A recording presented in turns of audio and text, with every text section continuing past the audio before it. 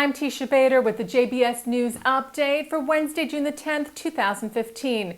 A Palestinian man who approached Israeli security forces with an explosive device was shot and killed early this morning in the West Bank. A member of the Special Operations Force of the Israel Border Police saw the man preparing to hurl the device at troops who were in the Jenin refugee camp early this morning conducting an arrest operation and shot him. The device, said to be a pipe bomb, then reportedly fell to the ground and exploded nearby. There are conflicting reports about the man's identity, but he was said to have been 23 years old. Israeli Prime Minister Benjamin Netanyahu addressed the Herzliya Policy Conference last night, where he discussed several threats facing Israel, including Iran and ISIS.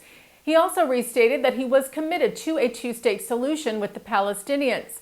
Netanyahu said there were no preconditions for starting peace talks, but that he believes the foundations for an enduring peace agreement would include a demilitarized Palestinian state that recognizes the Jewish state, so as to ensure that, quote, what happened in Gaza doesn't happen again, like terror tunnels being built and weapons being smuggled and produced to use against Israel. The Prime Minister called on Palestinian Authority Mahmoud Abbas to return to talks without preconditions.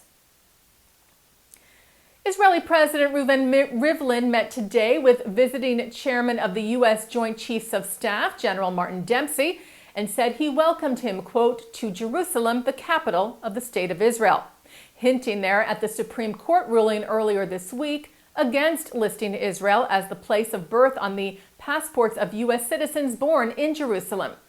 But Rivlin also told Dempsey that Israel respected the decision of the court, saying, we salute the rule of law. Rivlin, who is a seventh-generation Jerusalemite, added that he was born in Jerusalem and he is Israeli. Rivlin and Dempsey also discussed various security challenges facing Israel. Dempsey told Rivlin that Israel has the deep commitment of the United States to continue to build on the relationship and on the cooperation with Israel.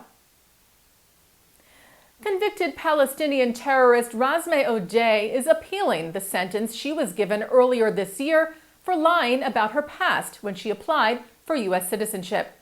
Odeh was convicted of 2 bombings in Jerusalem in 1969, one of which killed 2 people at a supermarket. She was sentenced to life in prison in Israel, but only served 10 years, released by Israel in a prisoner exchange. This past March in the U.S., Odeh was sentenced to 18 months in jail and her U.S. citizenship revoked for lying about her terrorist past. Her appeal filed yesterday asked for a sentence that does not include jail time. A Holocaust memorial in Greece was found desecrated. The Jewish community of Athens reported on Sunday that the memorial, which pays tribute to the 13,000 Greek Jewish children murdered in the Holocaust, was discovered vandalized with Nazi images earlier this month.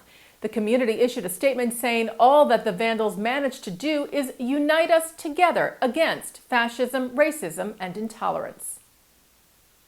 Luxembourg yesterday apologized to the Jewish community for its, quote, suffering during the Nazi occupation. This was said to be the first such gesture since the Holocaust. 1,200 Jews out of the 3,700 who were living in Luxembourg before the war were killed during the Nazi occupation there from May of 1940 until September of 44.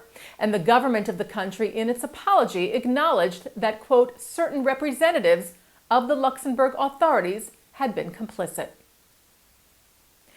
The U.S. Senate unanimously approved a resolution condemning anti-Semitism in Europe last week.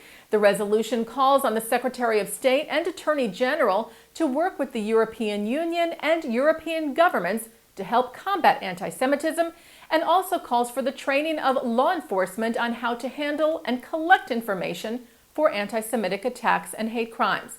The resolution passed Thursday was spearheaded by Democratic Senator Robert Menendez of New Jersey, as well as Republican Mark Kirk of Illinois, Democrat Barbara Mikulski of Maryland, and Republican Marco Rubio of Florida, and supported by the Anti-Defamation League, B'nai B'rith International, HIAS, the Union for Reform Judaism, and the Jewish Federations of North America. And turning now to our programming for tonight, Wednesday, June the 10th.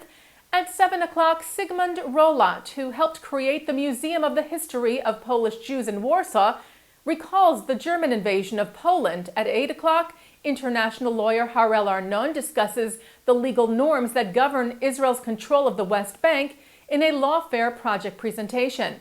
At 9, Mark Golub sits down with President of Americans for a Safe Israel, Mark Langfan. And coming up right after this newscast tonight, Thinking Out Loud with Micah Halpern. And that's the JBS News Update for Wednesday, June the 10th, 2015. I'm Teisha Bader.